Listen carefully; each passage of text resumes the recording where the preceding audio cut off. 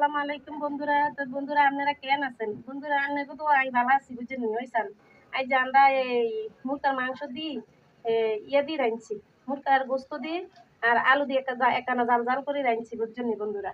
ইগে আবার এনে আবার কত ভাজি করছি, একখানা আর একটু জাল জাল করি মুরগার মাংস গোস্ত বুঝছেন বন্ধুরা। তো আর হুতোর বই গেলে রাঁধতে দেই না বুঝছেন, ইটা দিলে ইটা একটা কড়াইয়ের উপরে দিয়ে তেল বস বসাই বেগটানি তেল ডালি দিবে লাগে ইটা রাঁধতে দিই না। এবার তুই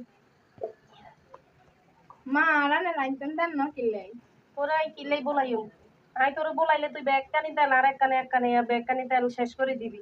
কিলেই তোর এতানি তেল দিয়ে রাঁধতে দিম, তুই সব তেল শেষ করে নেবি।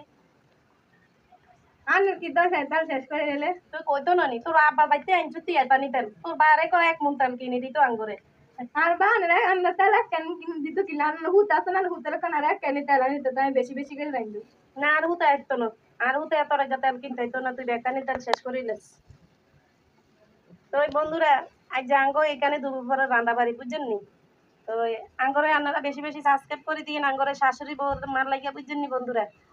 আর বেশি বেশি লাইক দিবেন। এখানেই আঙ্গ আজ যে দুপুরে রান্না বাড়ি বুঝছেন নি বন্ধুরা। আজ যে তাহলে আল্লাহ হাফেজ বন্ধুরা, সবাই ভালো থাকবেন।